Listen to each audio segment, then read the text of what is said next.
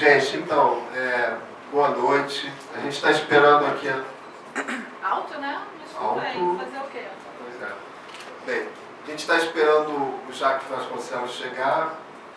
Já estamos aqui com os queridos Leandro Vieira, né, o nosso amigo Leonardo Mora. E então, esse é o seminário Escritas de Carnaval. Eu queria contar um pouco sobre a constituição desse seminário, né, enquanto o Jacques não vem, mas ele já está chegando aqui.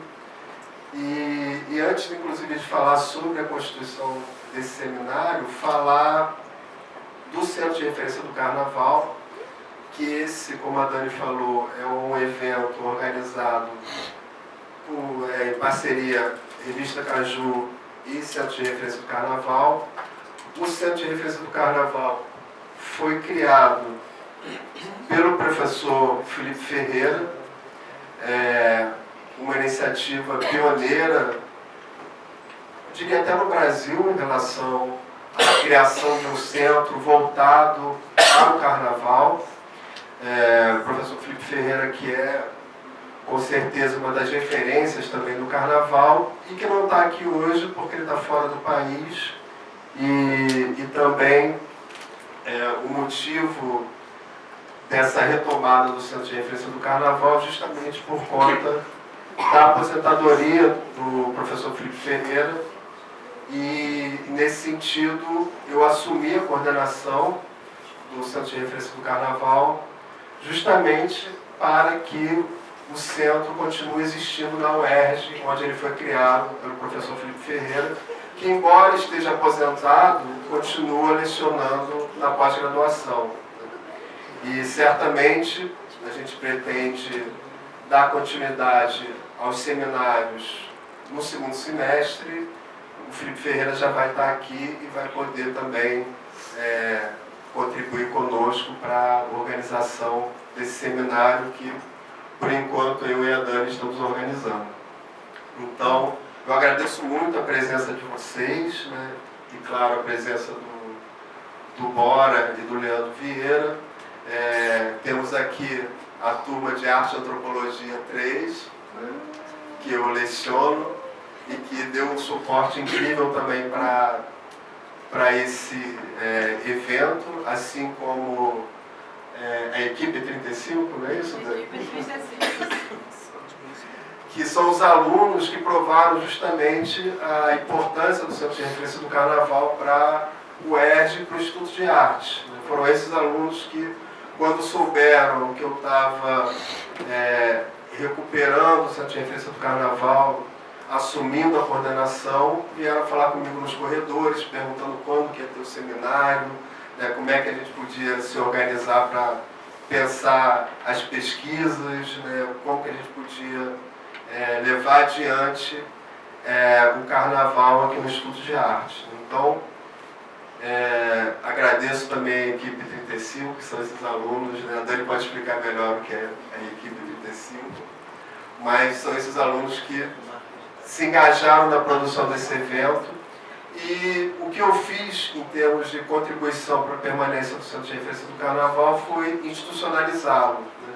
Embora o Centro de Referência do Carnaval tivesse um espaço na Coarte, né, no Centro Cultural da UERJ, ele nunca foi efetivamente institucionalizado, no sentido de fazer parte do organograma da própria Coarte, do Departamento Cultural. Então, eu cadastrei o Centro de Referência do Carnaval como projeto de extensão, e aí, nesse sentido, a gente consegue também apoio da universidade para produzir eventos como esse, e temos também uma bolsista de extensão do Centro de Referência do Carnaval, que é a Mariana. Também agradeço aí todo o apoio, né, e a participação. E agradeço ao público em geral, né, os alunos da UERJ, o pessoal que chegou para ver a fala do Leandro, do Bora e do Jacques. O Jacques já está subindo, né, a gente sabe, principalmente para quem é daqui da UERJ. Ai, foi só falar o nome. Chama. Eita, boa. Enfim. Então agora temos a mesa completa com o Jacques. Já que eu estava aqui só falando do Centro de Referência do Carnaval, que foi a criação do Felipe Ferreira, que eu estou assumindo como coordenador por conta da aposentadoria do Felipe como professor na graduação, mas que ele permanece na pós. Então, o Felipe é um nome que a gente não perde de vista aqui na Constituição do Centro de Referência do Carnaval, e como eu falei antes, em breve ele estará aqui conosco, que ele retorna ao Brasil, acho que julho ou agosto, algo assim. E no segundo semestre a gente vai dar continuidade também ao seminário. Nós temos até agora uma programação de mais 2 mesas, nós vamos divulgar depois, e aí a UERJ entra em férias e a gente retorna no próximo semestre com a continuidade das mesas e do seminário. Então, agora que o Jacques chegou, já posso abrir, né, os trabalhos oficialmente.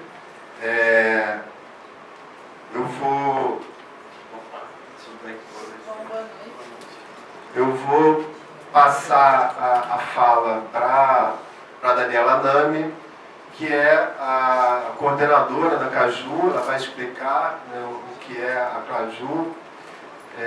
E a ideia também, que eu acho que é importante para a gente, para os alunos principalmente, é que essas mesas sirvam como um processo de formação sobre o Carnaval a partir justamente dessas palestras. E que a partir também desse processo de formação, vocês possam contribuir com textos sobre o Carnaval para a Caju, né, que é a plataforma digital que produz diversos textos sobre o Carnaval por meio de um projeto da Caju, que é a Teia Crítica. Então a Dani vai falar melhor sobre isso. A Dani, inclusive, vai mediar a mesa e apresentar melhor os nossos convidados. Então, gente, obrigado. Boa noite. Boa noite, pessoal. Vou aqui para o meu cantinho. Como você falou, meu nome é Daniela Nami, tenho a honra aqui de receber essas 3 equipes, né? A gente tem aqui 3 carnavalescos que estão representando equipes de 2018. Por acaso, o Jaque voltou para a casa de 2018, Jaque Vasconcelos, que em 2018 fez Paraíso do Tuiuti. Já vamos falar melhor sobre isso, ele vai falar. E está na Paraíso do Tuiuti. Temos Leonardo Bora, que fez a sua estreia com Gabriel Haddad na Cubango, estreia na Sapucaí, né? Na Cubango, em 2018, e que está de volta a Cubango para tentar trazer a Cubango de volta para Sapucaí, essa escola tão importante, e que está também na Grande Rio, anunciando esse enredo lindo. Esqueci de dizer que o enredo do Jaque de 2024 é o Almirante Negro, o Almirante João Cândido, nascimento que a gente comemora dia 24 de junho, dia de São João. Bora e Haddad, além de estarem na Cubango de volta, muito obrigada por isso, estão também na Grande Rio com o enredo Nosso Destino é Ser Onça, baseado, entre outras literaturas e narrativas, no livro Meu Destino é Ser Onça, do Alberto Mussa, mas conhecendo os dois em muitas outras coisas, em muitos outros livros. Leandro Vieira, que em 2018 estava com sua equipe na Mangueira, na Estação 1º de Mangueira, e agora está na Imperatriz Leopoldinense, foi campeão em 2023, e prepara um enredo sobre a Cigana Esmeralda. Ele vai explicar melhor, né, os relatos, o testamento da Cigana Esmeralda para a Imperatriz 2024. Como o Maurício falou, a ideia desse processo aqui de seminário, ele vai além dos encontros com profissionais do carnaval. Essa mesa de 3 carnavalescos que tem uma formação acadêmica, os 3, não necessariamente em belas artes, ela é apenas uma faceta do carnaval que a gente vai abordar aqui. e que se torna representativa pelo corte que nós demos, que é 2018. É um corte muito específico, que é o Carnaval de 2018, onde nós, né, um ano em que nós consideramos, em que é uma guinada narrativa, uma transformação paulatina ao longo de 3 anos, principalmente no quesito enredo. Ele vai de 2018 a 2020 e não existiriam outras equipes, estou aqui para argumentar com vocês, com quem quiser debater isso, que pudessem representar melhor. No meu entender, nenhuma outra equipe sequer poderia representar essa guinada, além dessas 3 equipes que aqui estão na mesa, representada por esses 3 artistas e seus barracões e seus colaboradores. Os 3 desfiles que eles fazem em 2018 e depois desfiles que eles vão realizar em 2019 e 2020. 2019 já na companhia de um desfile muito interessante de Jorge Silveira na São Clemente. E desfiles que de alguma maneira disputam narrativas com outras escolas, das quais eu não pretendo falar aqui, eu pretendo focar no trabalho desses artistas convidados, que já dá muito pano para manga. Mas o fato é que 2018, por tudo que nós vivemos no Brasil, né, nós aqui somos uma maioria de estudantes ou ex-estudantes, no meu caso uma ex-estudante de História da Arte, eu sou jornalista, mas eu tenho mestrado em História da Arte. Nós sabemos que é impossível separar a história da arte da história. E 2018 é um ano em que a história da arte se encontra com a história do Brasil de uma maneira muito aguda. 2018, se a gente pensa de março a novembro de 2018, só de março a novembro, a gente tem o assassinato de Marielle. A gente tem, por outro lado, o lançamento de Deus é Mulher, um disco incrível de Elza Soares, cada canção um tapa na cara. A gente tem a proibição da exposição do museu. A gente tem o nosso prefeito, Marcelo Crivella, dizendo que só de se for no fundo do mar é que o Queer Museu vem para o mar. Mar, Museu de Arte do Rio.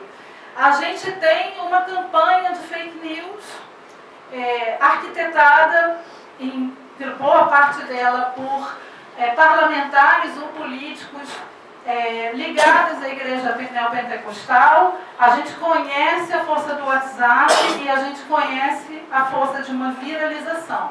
A gente tem um candidato, não vou falar o nome dele, na verdade 2 candidatos, e um deles é eleito a governador, quebrando a placa de Marielle.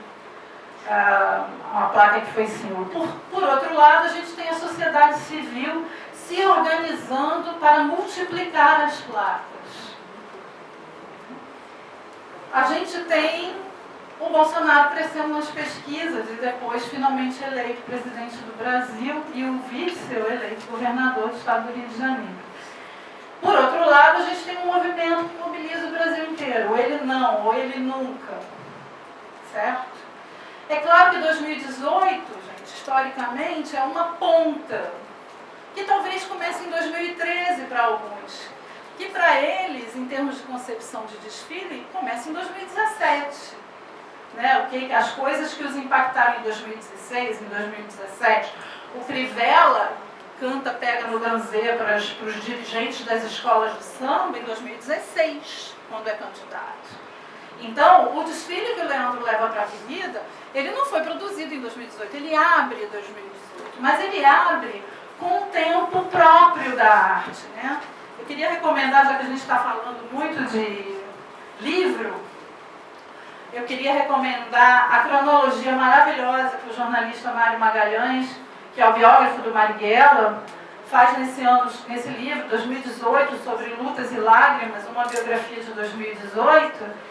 É impressionante os altos e baixos desse ano, e é impressionante também a síntese do subtítulo do Mário, que é o ano em que o Brasil flertou com o apocalipse. É muito impressionante quando a gente revê os 3 desfiles como esses 3 desfiles enfiam o dedo de alguma maneira, cada qual a sua maneira, no Apocalipse, mas o recusam, o escarnecem, o ridicularizam. Se a gente tem o desfile do Jacques, eu queria que ele começasse a falar, ele fosse o primeiro a falar, dando conta de um jeito enviesado de um golpe midiático na presidenta Dilma, um golpe chamado de impeachment, através de um enredo que não diretamente falava disso. Por outro lado, o desfile do Leandro, que também não falava disso diretamente, o desfile que o Leandro prepara e a Mangueira desfila, já é uma resposta a uma intolerância religiosa, ao racismo, a uma figura crescente de uma intolerância que vem de certos grupos religiosos que vão ser predominantes e fundamentais na eleição do Bolsonaro em outubro, né, do mesmo ano. E por fim, o desfile, por fim, mas não menos importante, porque é um contraponto, todos os desfiles muito líricos, muito poéticos, mas o do Bora e do Haddad, o mais metafórico disso que a gente está tentando defender aqui, quando Bora e Haddad propõem um desfile sobre Arthur Bispo do Rosário na Avenida, além deles já apresentarem para nós uma característica muito importante deles como artistas, e depois, se você não concordar comigo, por favor, me contraria, que é uma certa fantasmagoria, uma ideia de aparição, de alumbramento, que vai percorrer um certo flerte com uma outra dimensão, que em 2019 vai estar nos Exvotos também da Cubango, vai estar no Joãozinho da Gomeia e suas visões, vai estar em Exu, o mensageiro de 2 mundos, vai estar nesse velho adulto, criança, herê, que é o Zeca Pagodinho, e vai estar sempre nessa ideia de uma aparição na avenida.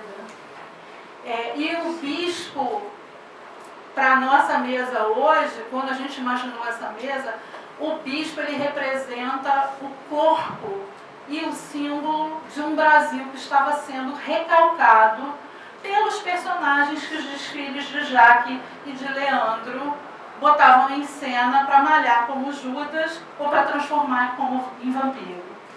Então, eu queria agora, já falei muito nessa introdução, queria convidar vocês a escreverem sobre essa mesa, a pensarem sobre e perguntarem sobre os enredos de 2024. E a Caju está de braços abertos esperando vocês, os textos de vocês, para a gente começar a nossa teia crítica desde já.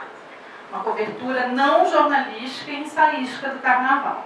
Então, Jaque, queria fazer uma pergunta para todos, mas que você respondesse primeiro. Queria que você lembrasse dessa gênese do Carnaval de 2018 e pensasse um pouco naquele momento, um momento muito crítico também para o Carnaval, em termos de dinheiro, e nesse momento de contador de histórias, né? E você como contador de histórias também, que você é um grande contador de histórias, então queria que você contasse um pouco do seu processo, né? Que você mesmo faz suas pesquisas, você mesmo redige seus enredos. Então, queria que você falasse do seu lado Forrest Gump. Obrigado. Primeiro, eu quero me desculpar pelo meu atraso, gente. E estou muito feliz e muito honrado pelo convite. Estou feliz de ver meus amigos aqui próximos de mim. E a gente está aqui, nesse momento, podendo falar, porque eu fiquei com muito medo de que a gente fosse entrar num processo de caída de poço e que a gente só pudesse fazer isso aqui clandestinamente. Eu cheguei a pensar nisso, fiquei muito apavorado. E graças a Deus foi-se, pelo menos pelos próximos 4 anos, né? Temos que estar vigilantes. Vigilante sempre. E, enfim, 2018 é uma coisa engraçada na minha vida, para mim, enfim, porque foi um carnaval, foi um enredo que cresceu muito durante o desfile e depois. É muito interessante isso, porque ele foi... Você me perguntou agora como foi o pensar nele, né? Como foi o criar. Ele partiu de um ponto muito simples, que foi o pedido do presidente de falar alguma coisa sobre o aniversário da Lei Áurea. Foi um pedido simples.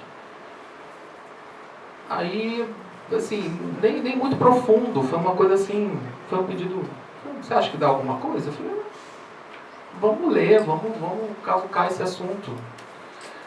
A gente estava saindo de um enredo que a gente abordava a Tropicália, e a gente já brincava com algumas coisas que tinham acontecido naquele ano. Eu me lembro que a gente satirizou uma fala acho que foi do Temer, falando sobre a esposa, que ela era bela, recatada e do lar e tal. A gente tinha feito uma sinopse que era em formato do manifesto antropofágico, e a gente acho que terminou satirizando um pouco essa fala, né, de que a gente não era recatado, não era do lar, mas uma coisa assim. Então isso já tinha um gancho, sabe? Um gancho para sátira, já tinha um gancho para fazer uma piada sobre um movimento que, para mim, como artista, era um pouco risível. E aí, quando eu comecei a cavucar esse assunto da Lei Áurea e tal, vieram muitos assuntos atrelados, vieram muitas questões que eu achei importante debater.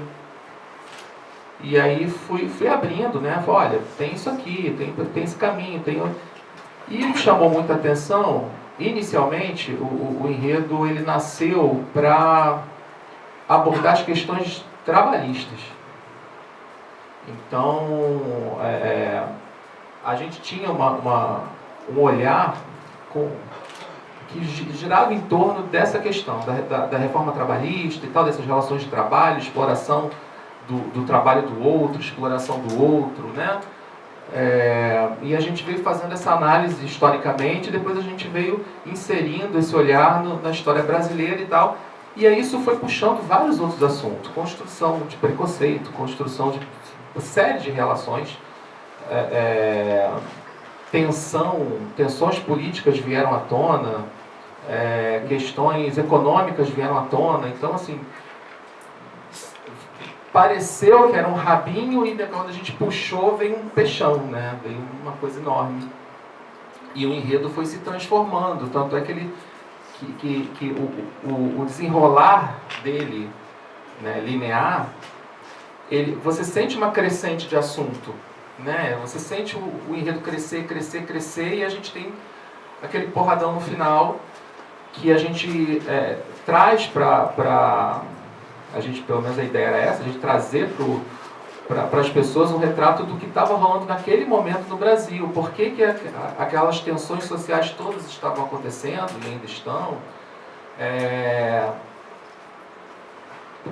Porque isso era uma coisa que vinha de muito longe, né? Então, assim, era muito difícil a gente tentar explicar aquilo de uma forma tão recortada. Então, por isso que eu acho que também o enredo começou tão longe na história, enfim.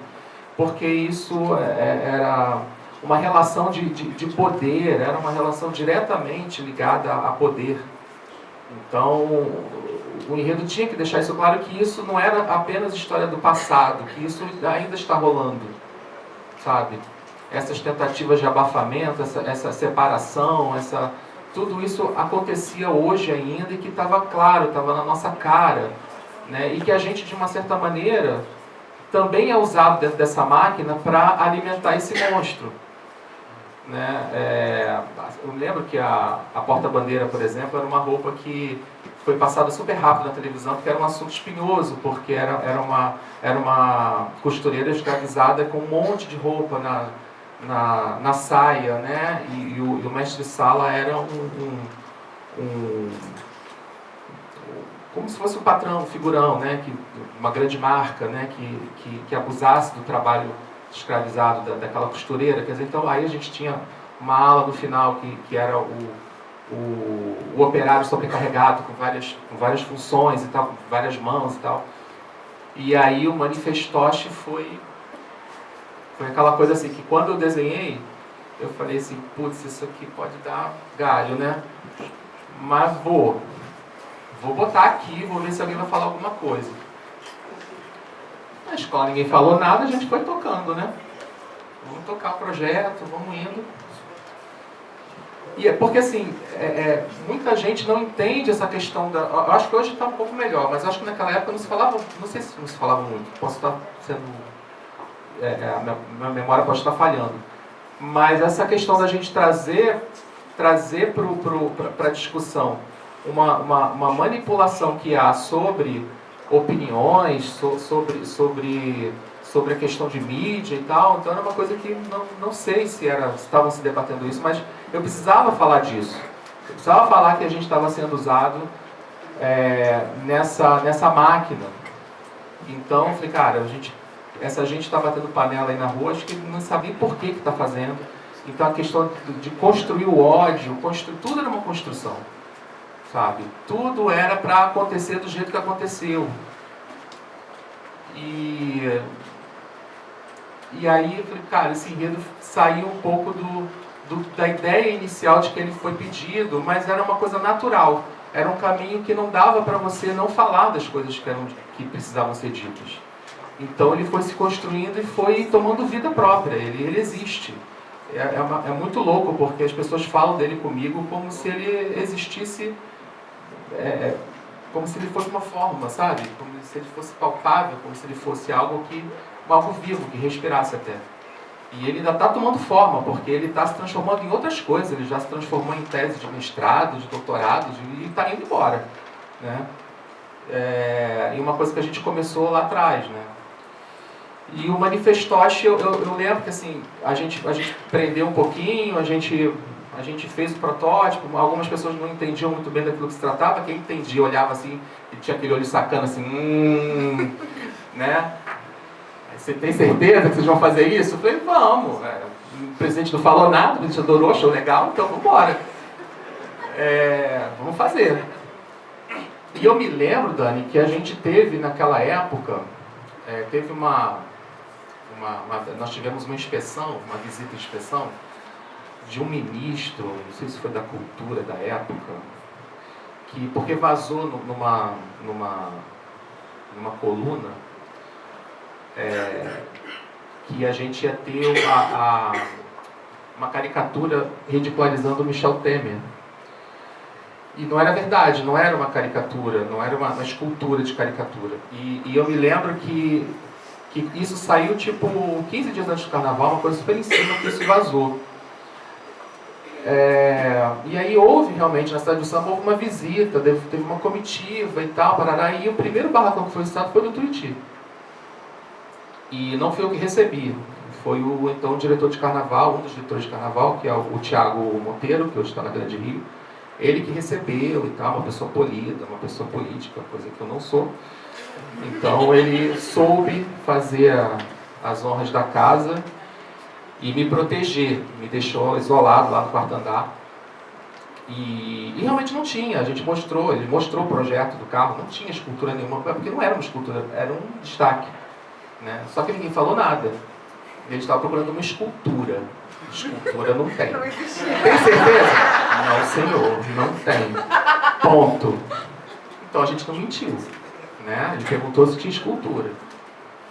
E na verdade a figura satírica do então presidente era uma coisa alegórica, de carnaval, era uma piada. E a gente sabe que hoje em dia a questão da piada está muito estranha, né? Porque a gente, né, faz uma sátira de carnaval, uma figura que há uma confusão muito grande entre ser o responsável por gerir o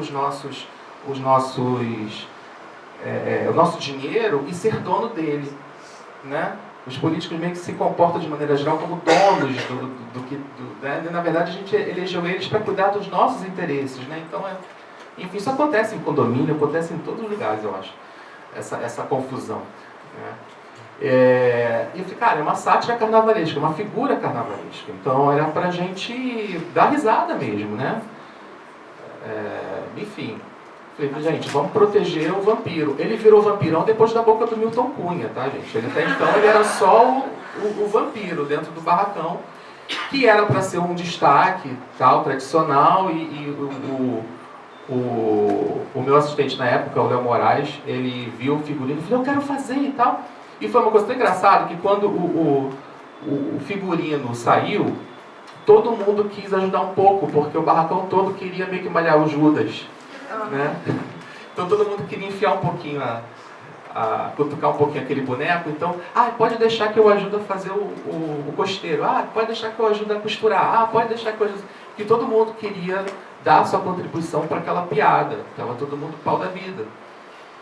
E aí, por isso que eu acho bacana a figura dele. Eu acho que muito do sucesso dele e do desfile, né, desse final do desfile, foi porque a gente acabou, acho que alcançando o que a gente queria, que era se comunicar com o grande público. Sabe? A Dani falou da minha questão em contar histórias. É o que eu mais gosto de um enredo. É contar história. Se não tiver uma história legal para contar, eu fico super sabe? É isso, eu gosto de me comunicar. Eu gosto de conseguir. A pessoa... Ai, meu Deus, aquilo que passou no nome da Elza, aquilo me emocionou. Aquilo que o bode ioiô, que veio depois, que também dá outro, né? É outro rolo.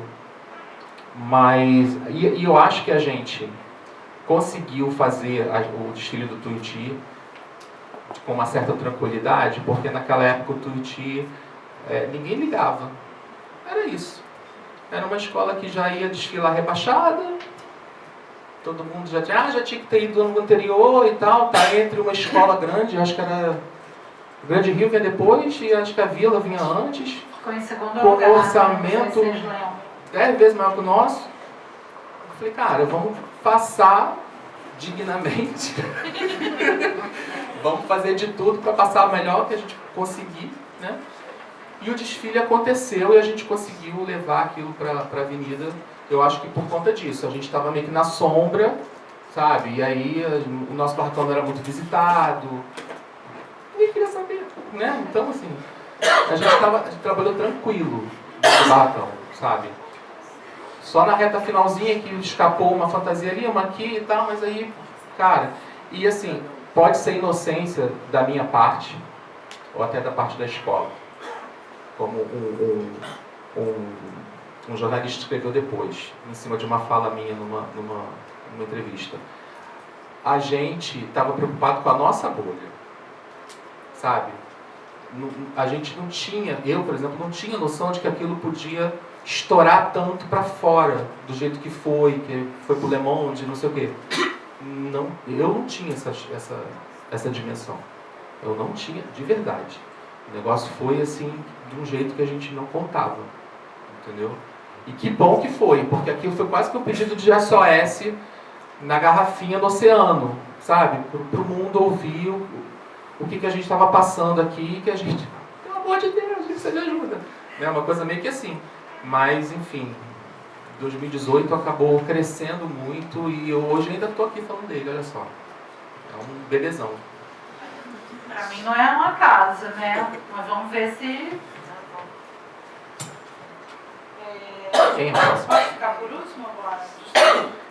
Então, Leandro, gostaria que você falasse desse enredo que também não é um enredo, né, sobre o Crivella, mas acaba tangenciando, sendo atravessado por essa questão. Né? Bom, boa noite, gente.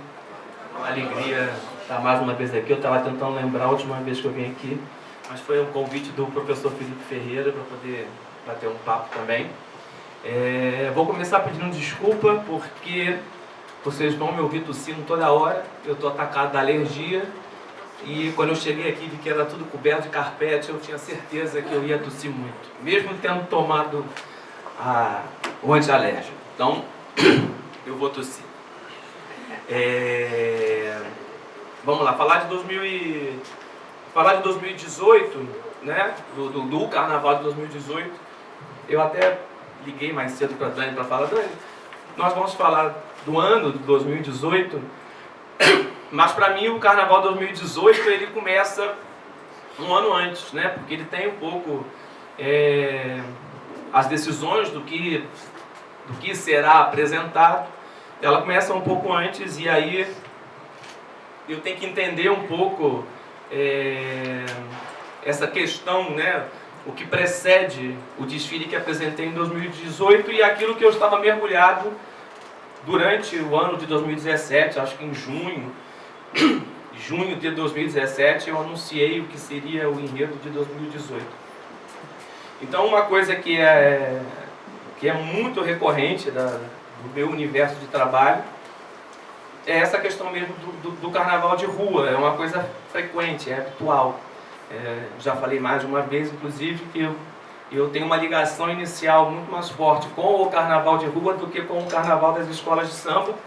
E viver um pouco esse universo com amigos que organizam blocos, tem muito do que fazer, do que pensar esse carnaval que eu apresentei. Muita gente reduz ou marca o carnaval de 2018 como o carnaval em que a Mangueira e o Leandro fizeram uma provocação ao Crivella porque ele cortou a verba do desfile das escolas de samba. Quando, na verdade, o contexto tem um pouco disso, mas tem outros gatilhos, vamos dizer assim. Então, é preciso lembrar primeiro que o Crivella, ele se elege em 2016 e inaugura o seu governo no início do ano de 2017. E já em fevereiro daquele ano ele dá sinais de que seria um pouco, que compreenderia mal a questão da cultura popular da cidade, quando ele já dá um corte na verba destinada à entrega do presente de Iemanjá. Isso janeiro de 2017. Antes mesmo de discurso de corte de verba, no carnaval de 2017, né, ele já não vai, já era uma situação meio, não vou na entrega da chave, da chave da cidade para a figura do Rei Momo, já interrompendo uma tradição histórica da cultura popular da cidade. 4 meses depois anuncia um corte e uma campanha meio de uma chantagem, né? Prefere dar o dinheiro para o carnaval ou dar o dinheiro para a creche. Então já de alguma forma, politicamente, já é um avanço de um discurso que no ano seguinte, nos anos que seguiram, foi aprofundado, né? Esse discurso, esse pensamento muito raso, né? De espalhar a incompreensão na tentativa de se beneficiar com aquilo que é mal explicado. Mas, independente disso, com o corte da verba das escolas, que foi um estopim meio que real mesmo para eu pensar esse carnaval, foi um fato que a Liga, né, a entidade que organiza os desfiles, ela logo se posiciona, né, no sentido, se não vai ter o dinheiro, também não vai ter carnaval, né? Tem essa coisa, tem essa atitude, que é uma atitude também de barganha. E é daí que, na verdade, que nasce o estopim, né? Tanto que o enredo é batizado com uma marchinha, com um trecho de uma marchinha de carnaval famosa, com dinheiro ou sem dinheiro, eu brinco. Que, num primeiro momento, até de uma forma interessante, vamos dizer assim, né, publicitária, vamos dizer assim, nesse contexto, é bom pensar que isso é uma resposta ao prefeito, mas ao mesmo tempo também não deixa de ser uma resposta à Liga, né, que organiza o desfile. E aí, voltando ao pensamento de que se eu tenho uma ligação muito forte com o carnaval de rua, eu sempre incompreendi mal essa postura que quem pensa a escola de samba tem, de que a escola de samba fala em nome do carnaval da cidade, né? Ela toma esse lugar que parece que a Liga que organiza o desfile é um pedacinho do carnaval da cidade, fala em nome de todo mundo, né? Então, cortou a verba, não vai ter carnaval, né? E aí a gente pode ficar aqui debatendo, corte da verba, dinheiro, né? Camadas muito distintas do que é brincar o carnaval. Então eu falei assim, cara, eu vou organizar um desfile em que a valorização da tradição carnavalesca da cidade, em que o modo de brincar não seja impactado ou pelo menos inicialmente, não seja impactado por um corte de verba, né? E isso para mim foi muito feliz o carnaval o ano de 2017. Foi um carnaval muito feliz porque eu naturalmente mergulhei no universo que eu mais gosto do carnaval, né? Porque foi esse diálogo com os blocos da cidade. E uma coisa que eu acho muito legal desse carnaval é que a organização do meu discurso era uma organização muito afinada com o discurso das ruas da cidade, com os blocos de rua da cidade. Não, a crítica ao Crivella, né, a construção crítica que foi feita até o carnaval não foi uma coisa exclusiva do meu discurso com a Mangueira, né? A máscara do Crivella naquele ano atingiu foi a máscara mais vendida na Condal, que é aquela fábrica de máscaras bem famosa de políticos, né?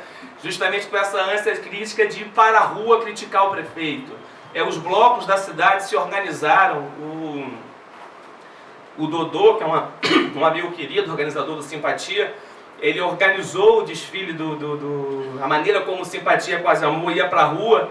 Tinha esse caráter debochado. Eu até estava tentando lembrar, separei aqui, que a Mangueira apresentou o samba que apresentou, mas o Simpatia, e aí foi quando eu conheci a Manu e o Máximo, né, que são os compositores que futuramente seriam os compositores do meu samba da Mangueira em 2019, no ano em que eu levei o Crivella como Judas para o carnaval, né, o Simpatia desfilou com um samba que dizia: ensaio de escola, ele mela, roda de samba, atropela, macumba, não tolera, só gosta de bloco Nutella, ele não cuida nem zela, casa de jongo, cancela, em nome de Deus, apela. Qual o nome do homem? Aí o pessoal gritava: Crivella. Então isso eu acho, assim, eu fiquei muito feliz quando percebi que o que eu estava fazendo também se encontrava em blocos que eu gostava de brincar, né? E aí que eu lembrei de um problema que ele teve com a Casa do Jongo da Serrinha, além do presente, logo depois também teve um problema com a exposição no mar. E aí eu falei, cara, isso dá assim, né, além do meu prazer com a questão do que estava fazendo, né, do mergulho num ambiente que eu gostava, que eu podia trabalhar com as manifestações da rua, com um bloco, então tinha o Bola, tinha o Cacique, tinha o Bafo, tinha tudo isso.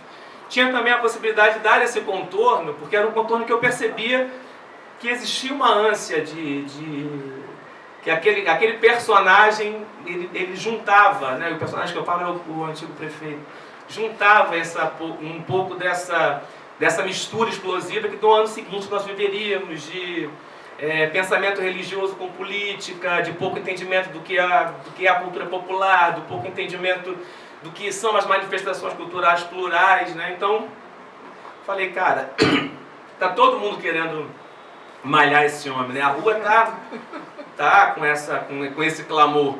E Malhação de Judas, eu nasci, me criei e sou morador do subúrbio. Malhação de Judas é um negócio maravilhoso. E eu sabia o quanto que uma pessoa que tinha um nome no Judas ficava invocado com isso. Eu sei porque minha madrinha era aquela pessoa que brigava com as vizinhas e o nome dela sempre estava no Judas. E o que acontecia é que quando amanhecia, o nome de quem está no Judas? Aí a gente mandava lá ver, falava, teu nome está lá no Judas. Ela ia brigar na hora de malhar o Judas, não sei o quê. Então era uma coisa que dava para perceber rápido que a ridicularização incomoda. Ser ridicularizado incomoda, né? É por isso que a caricatura incomoda tanto, é por isso que a charge incomoda tanto.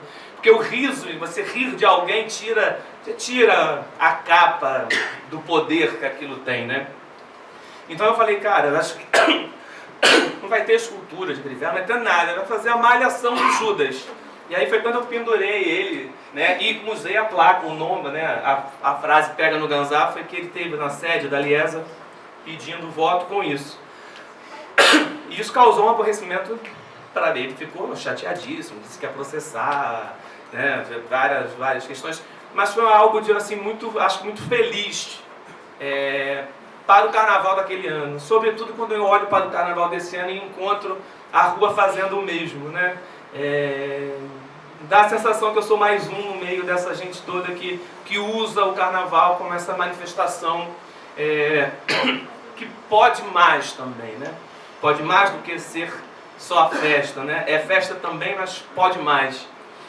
Então, o Carnaval de 2018, acho que fica muito marcado por isso, né? Tem essa marca. Antes de falar agora, eu queria chamar a atenção dessa frase que você fala, Leandro, né? O Carnaval pode mais, né? E talvez lançar uma reflexão para o futuro, para depois que o Bora falar, nos contar essa gênese desse desfile maravilhoso sobre o bispo. Talvez a gente, ninguém aqui está glamorizando a falta de dinheiro, não, tá, gente? Eu acho que a cultura tem que ser feita com dinheiro. Mas me parece interessante e coincidente que esse momento de maior escassez econômica seja um momento que possibilite a pujança de grandes enredos. Não há desvio para o espetáculo, porque não tem como fazê-lo. Então aparecem as melhores, as histórias precisam alicerçar o desfile. Não me parece coincidência, depois eu queria deixar essa provocação para depois. E é justamente no momento que as histórias aparecem, né, que a gente começa a lembrar, não é a primeira vez que as histórias aparecem, mas a gente tem essa volta, uma revalorização do enredo, e a gente começa a lembrar dessa frase que o Leandro falou, né, que a gente pode mais. A gente pode mais do que fazer um espetáculo. Por favor, conte sobre o rei que bordou o mundo. Boa noite, gente. Repetindo o que já foi falado, né, pelo Jacques e pelo Leandro, é sempre uma alegria estar aqui na UERJ, assistir a última vez que vocês estiveram aqui, naquela mesa organizada pelo Felipe Ferreira, em 2018, depois do Carnaval de 2018, agora estou aqui também. É sempre muito bom trocar sobre Carnaval aqui. 2018 foi esse momento muito importante, né, para mim e para o Gabriel, que foi a estreia na Sapucaí, que tem toda essa mística, essa aura, este cenário que emoldura aquilo que fez eu me apaixonar por escola de samba, que é a dimensão espetacular no sentido visual e também as narrativas contadas pelas agremiações sambistas. Mas como a própria Dani mencionou, a gente tinha uma trajetória anterior nos carnavais da Intendente Magalhães, e é lá que começa o Rei que Bordou o Mundo, é lá que começa este enredo que foi apresentado em 2018, que ele começa a ser pensado em 2012, portanto foi um enredo, um caso curioso, assim, que ele ficou maturando, amadurecendo. Eu ia falar na gaveta, mas não foi na gaveta, porque nunca entrou na gaveta, né? Ele sempre ficou vivo ali sobre as nossas mesas, principalmente nas nossas cabeças. Minha e do Gabriel Haddad, aliás, estendo a todos, né, o pedido de desculpas dele. Ele só não está aqui porque ficou preso, ele está em São Paulo, voltando agora para o Rio. Ele não iria chegar a tempo para a mesa, senão estaria aqui.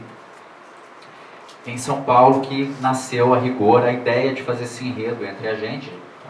Durante a Bienal de São Paulo de 2012, Arthur Bispo do Rosário era o artista homenageado daquela edição, então havia algumas salas do pavilhão da Bienal lá no Parque do Ibirapuera dedicadas a ele, e nós visitamos aquela exposição pelo Bispo, né, não só por gostar de ir na Bienal e ver aquela diversidade de propostas artísticas, mas especificamente pelo Bispo, porque ele já estava no nosso sistema simbólico, artístico, e mais do que isso, no nosso sistema carnavalesco, porque tanto eu quanto o Gabriel conhecemos o Bispo por meio de narrativas carnavalescas anteriores, que de alguma forma nos atravessaram, o que muito diz também desse poder das escolas de samba, de nos apresentar diversos mundos, diversas biografias,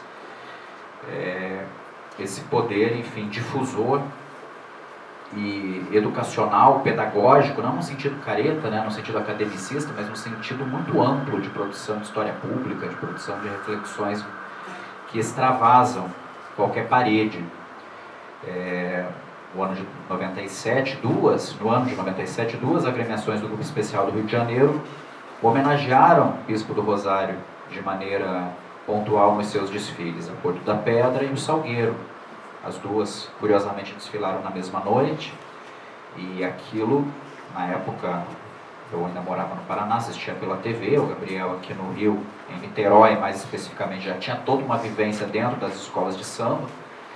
Aquilo nos atravessou e a gente, enfim, nunca abandonou o bispo. Inclusive essa é uma expressão que a gente escuta muito de quem pesquisa, de quem se debruça na obra artística e na biografia do Arthur Bispo do Rosário. Uma vez que você passa pelo caminho, ele nunca te abandona. Ele sempre fica com essa aparição fantasmática junto da gente. E durante a visita lá na Bienal, diante do Grande Veleiro, que é uma das embarcações confeccionadas por ele, a gente falou, putz, continuando essa parceria, um dia a gente precisa desenvolver um enredo integralmente dedicado ao Bispo do Rosário. Por que ele ainda não foi enredo integral, né? Não passou enquanto protagonista de uma narrativa? Na época a gente participava de um coletivo de artistas que estava desenvolvendo o Carnaval de 2013 da Mocidade Unida de Santa Marta, inclusive a Carila Carnavalesca da escola está aqui hoje, né? E a gente já pensava nisso, vamos amadurecer essa ideia, pensar. E aí chegamos a 2017, quando a gente recebe a proposta da Cubango, né, de assumir a Cubango, que estava num momento muito delicado, vivenciando uma crise política interna bastante significativa e afundada em dívidas. Então o cenário financeiro da escola não era difícil, era absolutamente precário, era muito complicado mesmo. E havia uma promessa de patrocínio, e quando nós fechamos o contrato com a escola, era isso que estava alinhavado, que seria um enredo em homenagem ao bicentenário de Nova Friburgo. Começamos a desenvolver uma narrativa a partir dessa ideia, que não era nada CEP, na verdade era uma brincadeira com a própria história do Carnaval.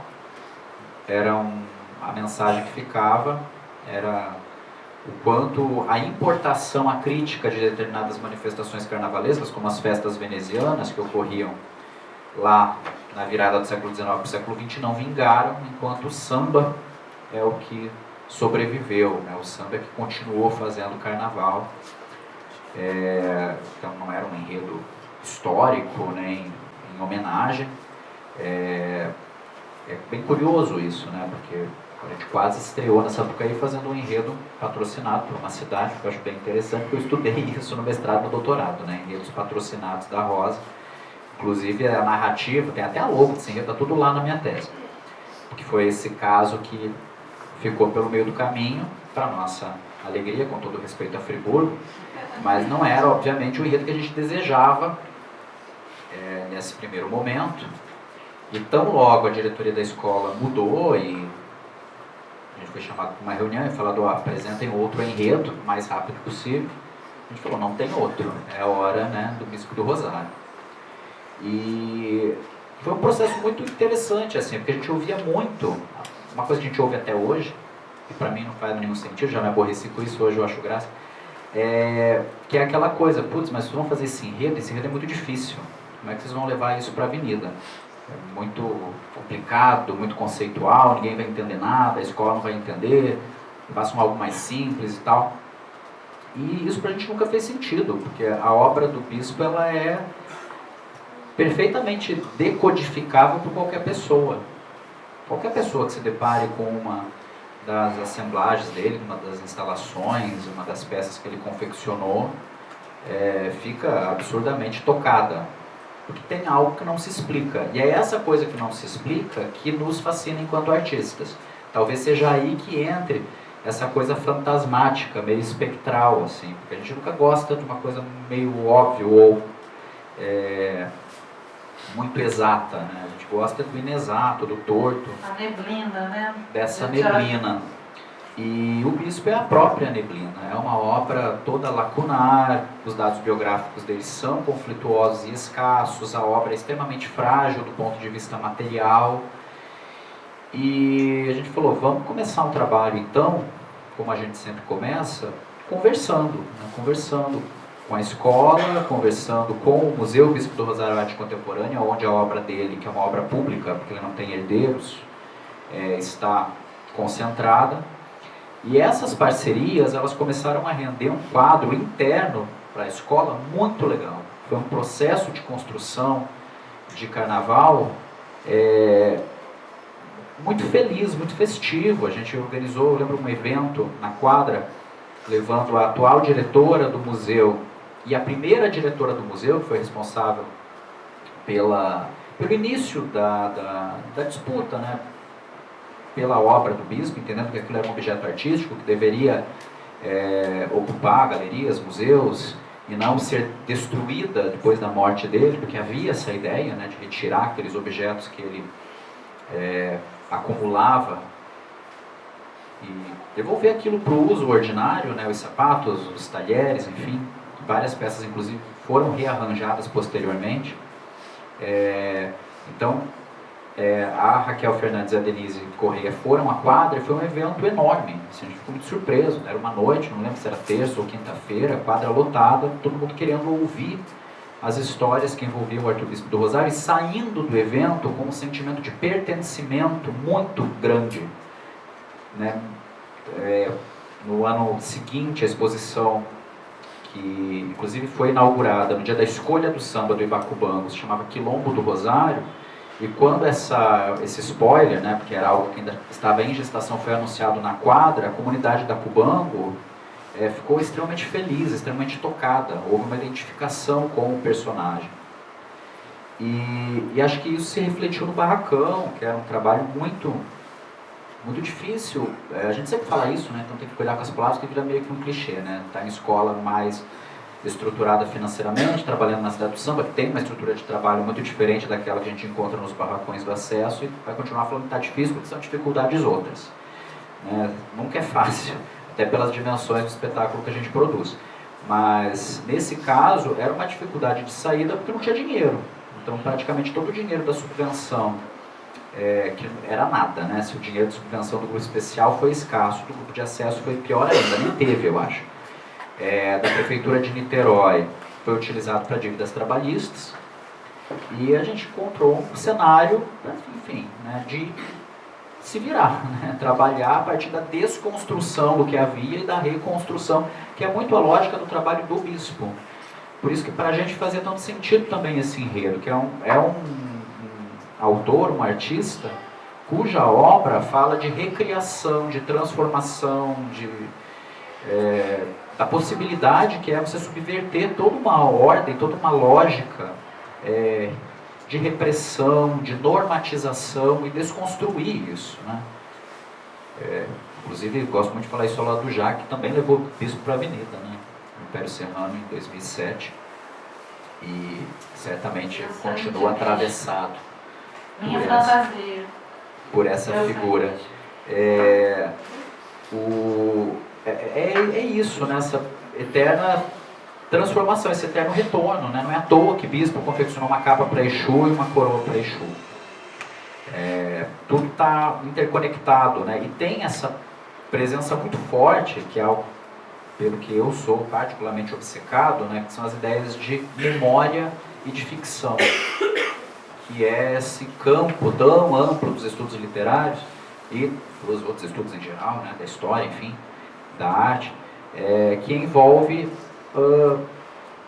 esse nosso eterno desejo de reviver algo, né, de alcançar algo que é inalcançável, e os artifícios que a gente pode se utilizar enquanto artistas, enquanto narradores, para recriar isso, para reviver isso, para acessar isso, né, transvendo o mundo, como dizia o Manuel de Barros. Então a gente encontrou isso no Bispo, essa figura que destruía, né, entre aspas, os uniformes do manicômio, que é uma tentativa de repressão, de controle, de normatização, de desumanização de um corpo, né, uma identidade, uma biografia considerado dissidente, inapto para um determinado modelo de sociedade, ele subvertia isso e recriava, construía, tecia um manto de rei, tecia um fardão, né, que é um símbolo de imortalidade. Então isso nos fascinava e era um pouco o espírito do barracão. Foi um carnaval que teve pouquíssimas esculturas feitas do zero, que teve total reutilização de formas pré-existentes, muito na base da doação, com fantasias que eram quase improvisadas, nesse sentido de que utilizavam também de materiais muito precários, né? Porque a gente vasculhava os galpões, os estoques das principais lojas fornecedoras de tecido no Rio de Janeiro, né? A gente ia direto no estoque, porque lá no fundo, mais fundo do estoque, que é quase um portal para uma outra dimensão, tem uns tecidos que eles nem sabem o nome, né? Então eles vendiam para a gente como tecido rústico. Envolvia uma categoria infinita de tecidos que não tinha nome, não tinha preço, não tinha nada. Alguns vinham, inclusive, já naturalmente tingidos, deteriorados, porque era o tempo passando ali, né? Conheço todo o estoque do Babado da Folia, que é realmente uma outra dimensão. A gente entrava e saía com esses rolos e distribuía para os ateliês, que eram muitos de fundo de quintal, né? Que, enfim, interpretavam as roupas. O protótipo foi um processo também muito curioso. Tinha fantasia que utilizava papel, tinha fantasia que utilizava para tingir, né, argila. E depois a gente levou essas fantasias para o museu, fez um ensaio fotográfico lá, né, a partir da ideia da Thalita Teixeira, que é uma fotógrafa que trabalha com espaços de confinamento e de memória, que é o caso do antigo manicômio. Então foi todo um processo muito feliz, de muito envolvimento afetivo com isso, que culminou numa coisa que, e aí tem a ver com esse pertencimento que tanto o Jaque quanto o Leandro já falaram, né? Nas semanas que antecediam o desfile, a Cubango era rebaixada também, né? Na boca do povo era a escola rebaixada, as pessoas visitavam o barracão, os jornalistas e davam, sem mentira, meus pêsames, até porque havia ao lado do barracão de uma escola muito poderosa financeiramente, a UPM. Então, geralmente eles visitavam a UPM, depois visitavam a Cubango e falavam, meus pêsames, que pena que não tem dinheiro aqui, né? E a gente falava, dava aquela coisa, será que a gente vai direto pro buraco?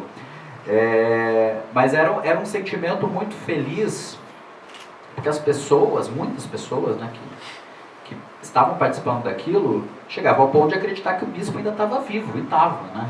Então havia sempre a pergunta, em qual carro o bispo vem mesmo? Porque eu disse lá perto do bispo. E isso é lindo, né?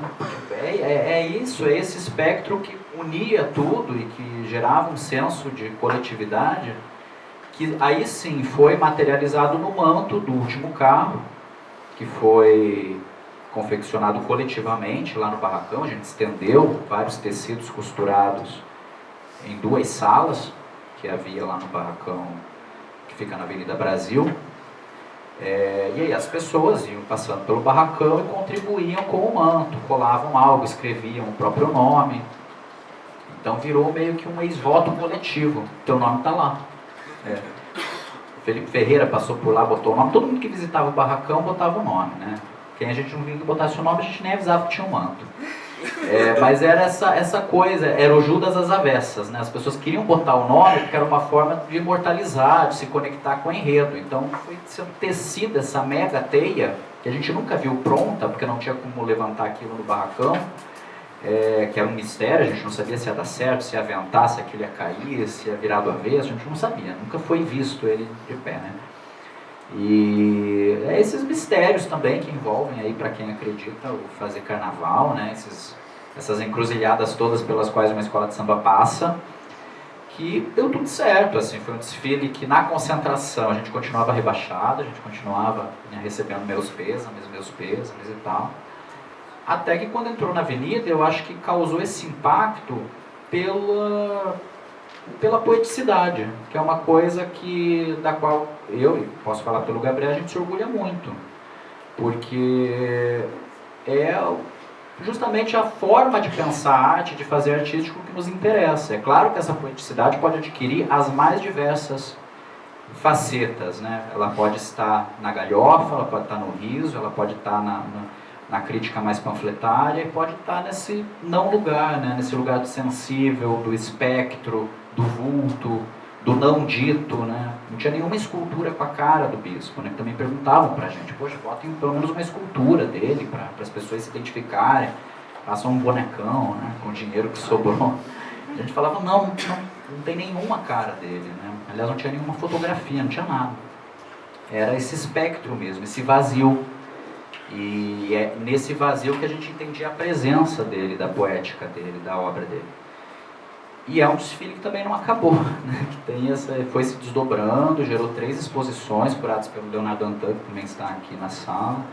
Foi ocupando alguns espaços, primeiro o MUCAB, depois o Centro Municipal de Arte Aloiticic e por fim o Museu Bispo do Rosário Arte Contemporânea, lá na Taquara, em Jacarepaguá, na colônia Juliano Moreira, que foi esse retorno, né, de uma obra que em nenhum momento quis reproduzir as obras do bispo, que seria impossível e nunca foi o nosso desejo, mas que reinterpretou, recriou esse universo. E aí nessa exposição foi especialmente emocionante porque a gente via a interpretação da fantasia ao lado das peças confeccionadas pelas mãos do bispo. Então a gente via a coroa de Exu da comissão de frente, na época coreografada pelo Sérgio Lobato, junto com a coroa que o bispo produziu quando esteve naquele espaço de confinamento, que é um campo de concentração, né? Tanto que há o livro da Daniela Becks, né, O Holocausto Brasileiro.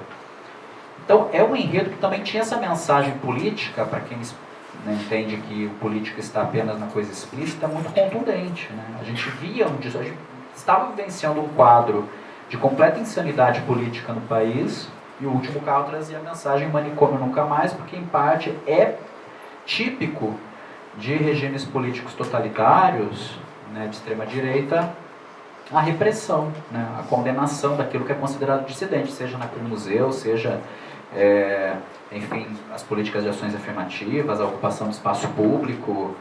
E o manicômio é um símbolo disso. Havia uma discussão sobre o retorno do manicômio, né, de uma política que já se considerava completamente ultrapassada. Então havia essa mensagem na última alegoria, o manicômio nunca mais. E é um desfile que não acabou, né? E que bom que não acabou. E não acabou mesmo, é um desfile que nos acompanha, né? Nossa sala de criação na Grande Rio tem inúmeras peças desse desfile, peças que sobraram da exposição, peças que vão ficando. O manto da apresentação do protótipo, que virou destaque do Último Carro, está pendurado em cima da mesa onde eu desenho todo dia, porque é esse fantasma que eu não quero abandonar nunca, né? E que de alguma forma foi gestando os outros enredos, né? Gestou o Ipacubango, que gestou Joãozinho da Gomeia, que gestou Exu, que gestou o Zeca, e que agora chega na Onça, que começou a ser pesquisada junto com o bispo, no mesmo caderno. Então, enfim, eu só me entendo nesse raciocínio meio espiralar, né? Qualquer coisa linear me assusta. Acho que é isso. Antes de passar as perguntas para o público, eu queria realmente repisar essa questão financeira e queria me ater a uma coisa muito bonita que o Léo falou, desse vazio e dessa não literalidade, né? Para bifurcar uma provocação em duas, assim, né? Primeiro, eu acho que a gente teve aqui 3 relatos assim, de um processo de criação das próprias histórias que acabam sendo histórias coletivas de uma agremiação. E a gente tem aqui 3 criadores que se relacionam com a identidade das escolas onde eles estão trabalhando de uma maneira muito profunda, né? Mas eu queria falar um pouquinho de como essa neblina, que é uma narrativa de um enredo artístico e de um enredo transformador, e a gente aqui tem 3, como ela, quando ela está bem urdida, eu não vou dizer amarrada, porque é o contrário do que a gente está dizendo aqui, né? Quando ela está bem urdida, como ela acaba transpondo as suas próprias potências para a parte plástica. Vou tentar explicar melhor. O Bora fala lindamente desse momento em que tudo começou a ser criado como bispo. Pela limitação financeira, mas também por um entendimento do que era Bispo do Rosário. Do mesmo modo que quando vocês fazem Exu, a gente vai ter a repetição de certos signos, o espelho, a espiral, o redondo, o giro, os fios de conduíte, porque isso são signos plásticos que saem do panorama conceitual do enredo. E esse enredo está bem construído. Então eu queria provocar vocês nessa direção, né, do quanto a história alimenta a plástica, e necessariamente deve alimentar, e do quanto essa história deve ser um pouco enevoada. Então são duas perguntas sobre a história, sobre a não obviedade da história, a não literalidade da história, já que estamos fazendo de alguma maneira ficção, né? E não temos obrigatoriedade com a verdade, com o relato, com a autobiografia, com nada disso. E a questão plástica, quer dizer, como uma boa história pode alimentar a questão plástica. E, em paralelo, se vocês quiserem dizer se acham que há uma relação entre justamente em 2018, que falta dinheiro, a gente ter conseguido que a história estivesse sob holofotes, né? Já que essa é uma mesa sobre histórias, sobre enredo. E depois, o Maurício pode perguntar e a gente também abre para as pessoas, tá?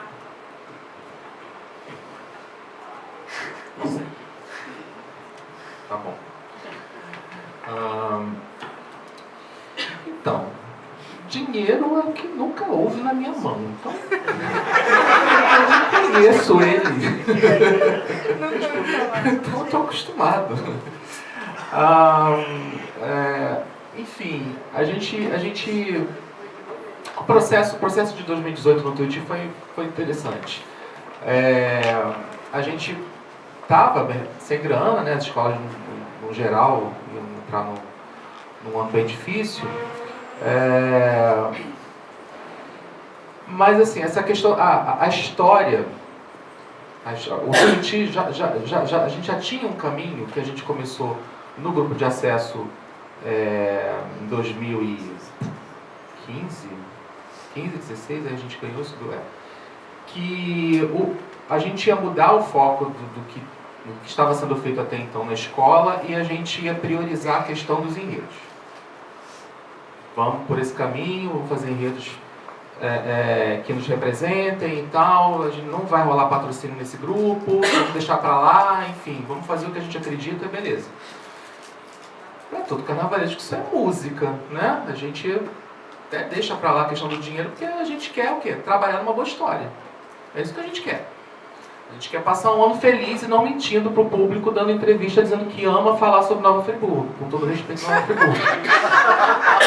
Mas assim, não passar o ano não querendo enfeitar um pavão que a gente vê que não é tão bonito, né? Beleza, então eu lembro que eu fiz 2 enredos que eu tinha guardado desde a época de faculdade, que era o Hans Staden e depois o Boi Mansinho. Aí a gente fez a Tropicália, que era uma coisa que eu tinha vontade de fazer já há muito tempo. E aí veio a proposta sobre revisitar a questão da Lei Áurea. E a gente já começou por um título que nos botava para pensar, porque a gente pegou um trecho de um samba enredo antigo e super famoso, que é Sublime Pergaminho, e a gente ressignificou a questão do refrão, que era uma afirmação, né? Meu Deus, está a extinta escravidão. E a gente já botava esse refrão como uma pergunta. Realmente está? Né? A gente pode cantar, né? Afirmando?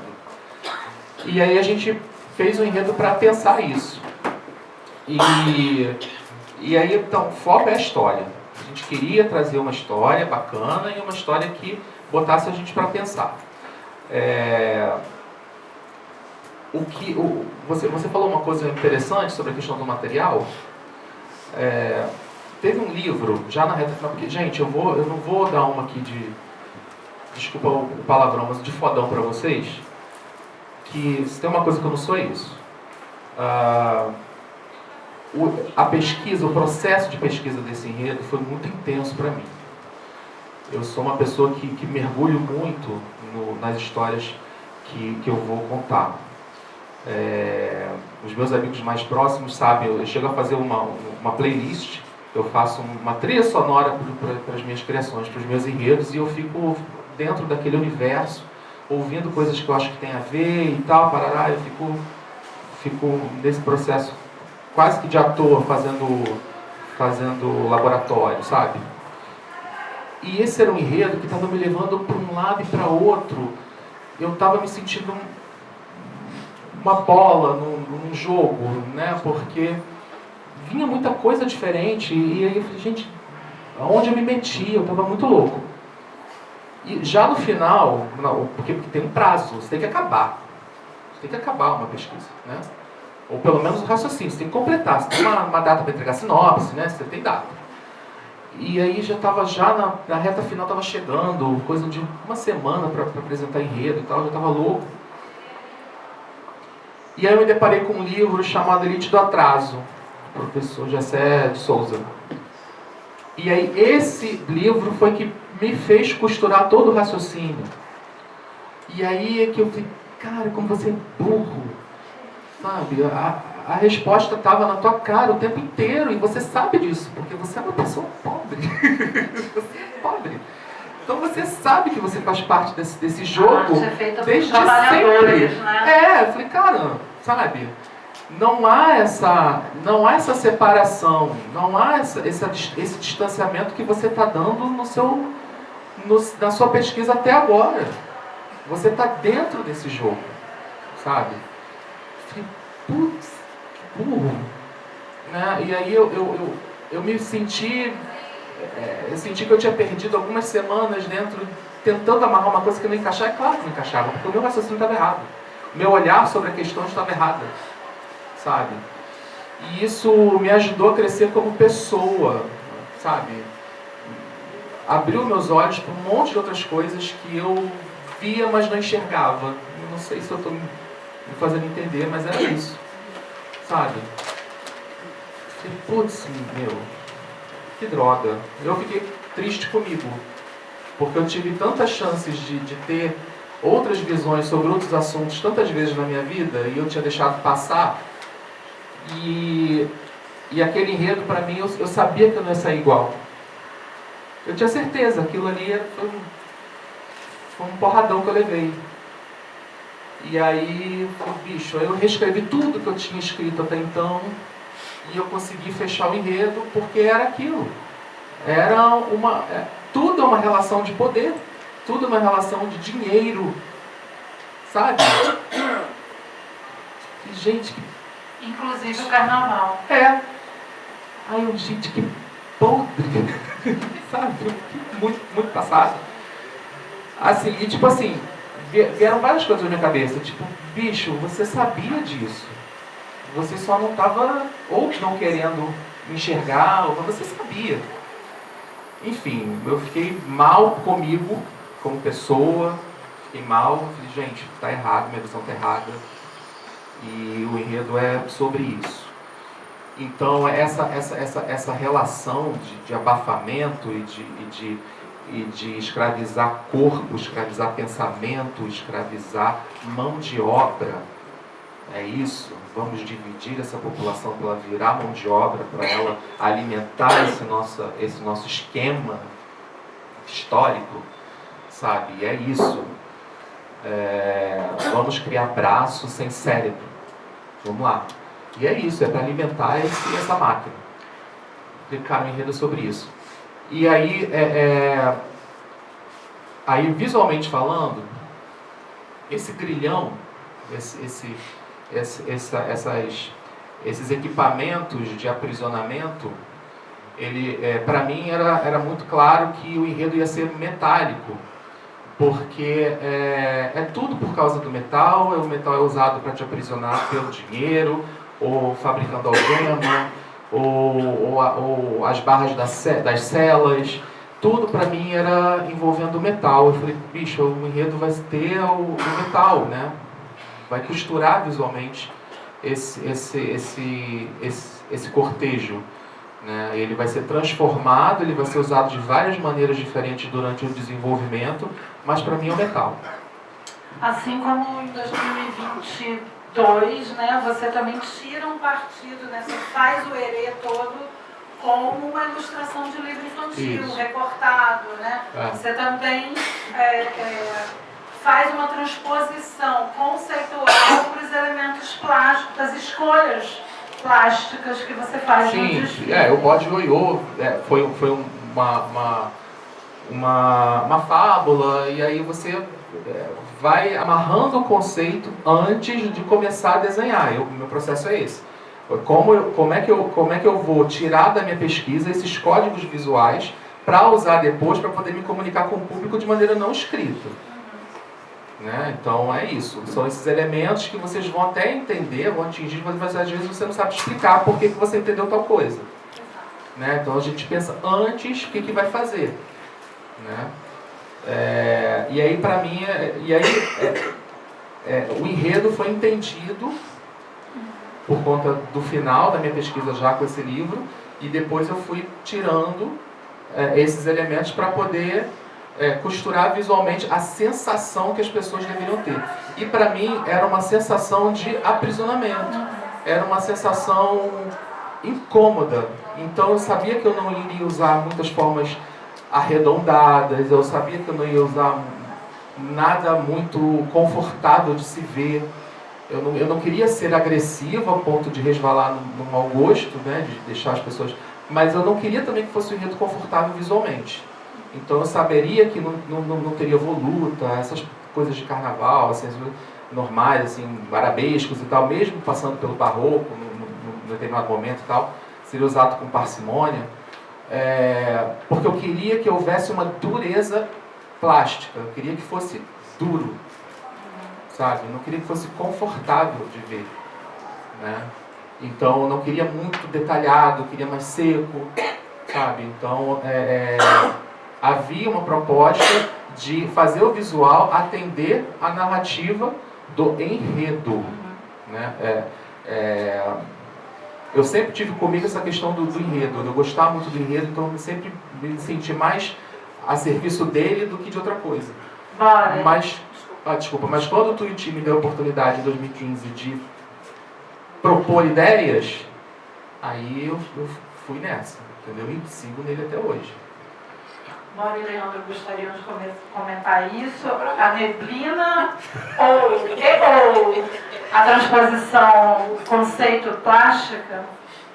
Eu vou falar um pouco dessa questão do conceito plástico e do enredo. Eu acho bacana, porque estava quietinho sem falar, não estava tossindo. Você veio começar a falar, eu estava tossindo. Eu acho bacana essa... Essa questão, acho que é uma questão importante, porque dessa ideia, né, de contação de história, né, e de enredo, porque eu sempre penso que... E sempre falo isso, é engraçado, porque eu acho que material conta enredo, né? Eu acho que essa ideia do enredo, né, eu acho que... para usar um nome, né, assim, por exemplo, o enredista é aquele que enreda, né? E o enredo vem de rede. De você montar essa rede que transmite, que comunica. Então, quando o Jacques fala, eu queria um conjunto metálico por causa do peso do metálico, por causa do grilhão, por causa da dureza. Isso é enredo, né? Ele está enredando, ele está sendo enredista, ele está escolhendo material. Então eu sempre acho que, eu falo que tecido conta enredo, a linha escolhida conta enredo, ter paetê, não ter paetê conta enredo, tudo conta enredo, né? O sapato conta enredo, formato de uma cabeça conta enredo. E tem sempre, acho que é o grande prazer de quem trabalha com a criação, é se entregar a isso, né? É buscar esse caminho que é cheio de subjetividades, é cheio de individualidades, né? É cheio de... a decisão, né, da dureza ou da delicadeza, o que transmite delicadeza para um, o que transmite dureza para o outro, está nas escolhas dos signos e dos artigos, né? E especificamente sobre o Carnaval de 2018, eu tenho duas questões a respeito dessas escolhas, né?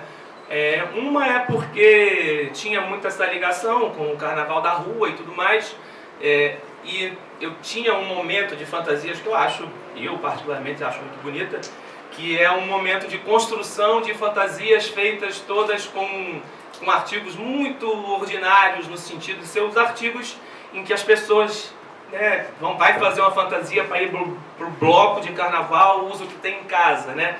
Então eu escolhi as fantasias da Mangueira desse ano. Tinha toalha de banho, tecido que imitava a mesa tecido de toalha de mesa, o TNT, né, que é o tecido não tecido, que é o tecido mais vagabundo que tem. E eu escolhi isso muito motivado pela vontade de fazer algo que juntasse, né, o remendo, o retalho. Eu lembro de um que eu acho maravilhoso, que é o cabo de vassoura como estandarte para porta-bandeira, que é uma coisa de quem gosta de carnaval. Tem sempre uma tia bêbada no final da festa que pega a vassoura, dança de porta-bandeira. Então eram imagens construídas muito em cima dessa memória. Então podia rolar um estandarte bonito, né? Não podia fazer. E às vezes até eu descobri que um combo vassoura de Piaçaba é caro também, né? Então, tipo assim, a escolha, assim, a vassoura de Piaçaba, que é um artigo na casa de todo mundo, era o artigo mais bonito que eu podia escolher para poder fazer um estandarte de uma ala que mencionava essa coisa espontânea que se podia brincar. Então, o material enredo está muito atrelado ao material que você vai usar, das escolhas que você vai usar e tudo mais. Então, claro que a gente, até por uma questão mesmo do trabalho, a gente vai condicionar as nossas escolhas, às vezes escolhas estéticas de abordagem de enredo, sabendo um pouco da condição financeira do lugar onde a gente trabalha. Então, quase sempre, na maioria das vezes, a gente encontra realmente dificuldades de fazer, né? E eu sempre busquei escolher coisas que eu pudesse dar conta depois do ambiente, né, da onde eu estava trabalhando. Então essa é uma situação muito legal. E outra questão que eu acho muito específica de escolhas é o próprio encerramento desse desfile, que a gente sempre tem um pensamento de vamos terminar para cima, né? Uma coisa que é assim, não tem que terminar, tem que dizem, né? Eu não concordo, mas tem que abrir explodindo e terminar bem, né? Tem que terminar sempre pro alto, tem que ter essa ideia da abertura da escola, o abre alas, a comissão de frente, blá, no meio Dá um jeito. No meio da jeito, o final volta, né? Não concordo muito, mas na hora de criar a gente sempre tem esse pensamento, né? O final tem que ser apoteótico, o final tem que ser apoteótico. Só que o apoteótico é muito particular, né? Mas eu entrei nessa do final apoteótico e tal, vou fazer um final apoteótico. E eu fiquei pensando o que é apoteose, né? Cara, qual é o momento de maior energia e apoteose do carnaval que eu conheço e tudo mais. E aí eu achei muito engraçado porque eu escolhi esse momento para poder encerrar o meu carnaval. Não sei se todo mundo lembra, mas para muitas pessoas, né, foi o que me passou e hoje eu até entendo, era uma ideia de melancolia, porque tinha um Pierrot com uma cara meio triste, tocando um alaúde e tudo mais. E aí as pessoas pensam, nossa, você queria encerrar com uma apoteose e escolher um Pierrot com a cara de triste, tocando um alaúde? E aí isso é muito curioso, porque nessa questão das experiências, do que seria o máximo, do que seria a rua enquanto uma manifestação fantástica de apoteose, de alegria e tudo mais, eu fui numa memória minha, né? Não sei se todo mundo aqui gosta, mas eu gosto muito do carnaval de rua, tenho amigos que fazem parte da banda de Ipanema, e pra mim, veja que loucura, um dos momentos mais bonitos e onde eu vi a maior apoteose da banda de Ipanema é o momento em que a banda de Ipanema passa pela igreja Nossa Senhora da Paz. Eu não sei se todo mundo sabe, o Pixinguinha morreu dentro da igreja Nossa Senhora da Paz, então por uma questão ritualística, quando tudo da banda de Ipanema, no auge daquela alegria, para tocar uma seleção de marchas ranchos. Não sei se todo mundo do carnaval, marcha rancho é o carinhoso, bandeira branca e tudo mais. como eu sou amigo do pessoal da banda, fico mais dentro, né? Tenho um privilégio de ficar um pouco mais dentro do negócio. E é um momento de muita apoteose, de muita alegria, de muito choro. E eu fiquei aquilo na cabeça e acabei escolhendo essa comunicação de apoteose, né? Então acho que isso é uma... Que é uma apoteose meio fantasma, igual a bandeira do bispo no fim do desfile, o manto bandeira do vela de navio do Bora e do Haddad no bispo. Quer dizer, melancolia e apoteose não são antíteses, Exatamente. Né? Então é um pouco, para poder falar um pouco desse universo da criação, desse condicionamento de enredo, discurso, junção de imagem, material, tecido, com a expectativa de contar histórias, né? Acho que é isso. É interessante, né? Porque, enfim, somos narradores, né? E o exercício, né? A construção narrativa de uma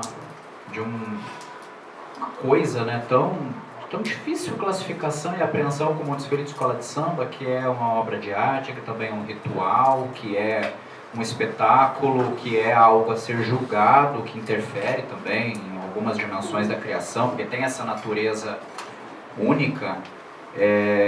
Esse processo de construção de uma narrativa é muito complexo e a gente que fica ali dentro disso, vivendo isso cotidianamente, acorda e dorme pensando nisso, porque não é um trabalho exato que fica restrito a uma mesa, numa sala de criação. Ali é uma questão técnica, mas a gente leva o enredo para todo lugar. Acho que um dos lugares onde mais crio é tomando banho.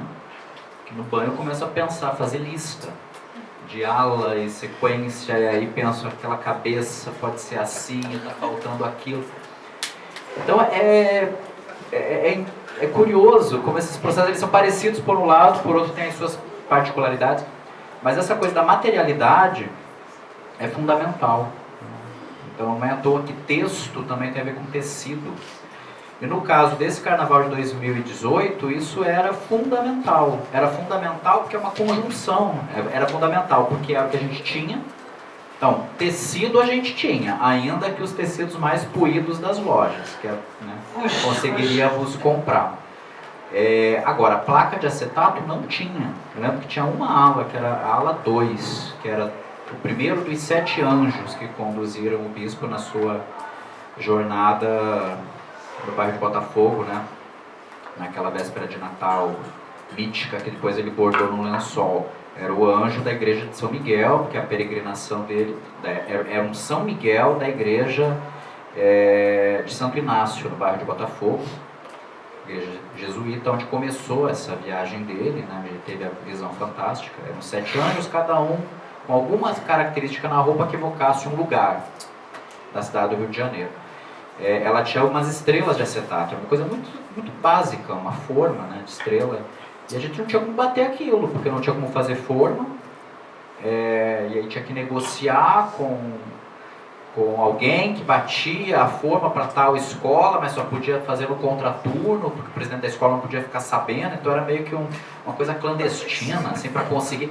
Dava uma dor de cabeça tão grande para conseguir 10 placas de acetato, né, 10 placas de estrela prata para colocar em 2 asinhas, que a gente falava, não tem como usar placa em nada, né? Então vários elementos que a gente utilizava nas roupas ou eram semi-prontos, como o bispo fazia, né? Então você comprava um carrinho de brinquedo e botava na roupa, ou era costurado, né? Então a gente fazia muita almofadinha, o galo que está encarapetado lá no outeiro da glória, que era o terceiro anjo daquele cortejo, era feito de tecido, porque tecido tinha. E aí tinha uma coisa que era a questão do acabamento, que é uma coisa que me pega muito na criação, né? A gente vive também um cotidiano de trabalho que é muito doido, né? Eu tenho vários amigos que não acompanham o carnaval cotidianamente, que não entendem nada, só acompanham a escola de samba porque são meus amigos. E aí durante o carnaval eles param para ver, para tentar entender aquilo, mas cotidianamente a gente não conversa sobre escola de samba porque não é o universo deles. E eles acham muito doido, né, o nosso trabalho ser julgado permanentemente, né, porque um filme não é julgado pelo trailer ou uma peça pelo ensaio. Mas o nosso trabalho é julgado cotidianamente e é um julgamento que passa por uma terminologia, por um vocabulário que é muito assustador, com uma ideia de acabamento, né? Então, tal coisa está bem acabada ou mal acabada. E nesse caso, no trabalho do bispo, a gente refletia sobre isso o tempo todo. Tinha roupas que não tinham acabamento, mas não tinha acabamento, aí que tá, né? Não sei qual é a nuance. Em parte porque não tinha dinheiro para comprar material de acabamento, em parte porque a gente não queria acabamento. Então, mesmo que talvez pudesse ter, a ideia era ser um desfiado, porque o fio era fundamental para essa narrativa. Mais do que o tecido, o fio. O fio, que era o nome até de algumas fantasias, né? O fio dos bordados. Isso era fundamental, a corda, o amarrado. E isso acabou acompanhando a gente, inclusive nas outras criações, esse enredar. E, enfim, é interessante, né? Era o que a gente tinha. E mais interessante é pensar o que a gente poderia fazer para desconstruir isso e para criar outros universos a partir disso, a partir desses tecidos. Como tingir, como destruir uma fantasia antiga para reconstruir algo, para criar algo novo. Que também é muito da lógica de trabalho nas escolas dos grupos de acesso, né? A realidade da produção de um desfile na Intendente Magalhães é essa, né? Uma escultura que se transforma em outra, uma fantasia que se transforma em outra e por aí vai. E eu e o Gabriel, a gente gosta disso. De modo que, para mim é muito difícil responder uma pergunta que às vezes fazem: vocês pensam em reeditar? Como é que seria uma reedição, fazer o bispo numa escola, do grupo especial, com mais dinheiro? É uma pergunta que pra gente não faz sentido, não passa pela gente, né? Eu acho que o momento foi ali, e como encontrar esses limites eu também não sei, é muito delicado, era para ser ali, dentro dessa situação, né, desse contexto. Gente, eu vou abrir, obrigada, Bora. Vou abrir a pergunta de vocês, porque tem muita gente que precisa voltar para casa, inclusive nossos convidados. Mas antes de passar para as perguntas, eu queria convidar vocês para o dia 27, terça-feira, para a mesa sobre pesquisa, como estruturar um enredo, que vai ter Stephanie Paz, pesquisadora da Mangueira, o Igor Ricardo, pesquisador do Salgueiro, João Gustavo Melo, pesquisador da Vila Viradouro, e vamos ter como co-mediador, junto comigo e com o Maurício, Marcelo Pires, que é diretor cultural do Salgueiro e também pesquisador. É uma mesa muito diversa, são pesquisadores com estilos muito diferentes, que produzem enredos muito diferentes entre si, mas que têm feito grandes trabalhos, cada qual a seu modo. Eu acho que é bem legal para a gente que também é pesquisador, né, gente? De alguma maneira a gente é pesquisador, será sempre para o resto da vida. Então, queria saber quem quer fazer uma pergunta, levanta o dedo. Qual o seu nome?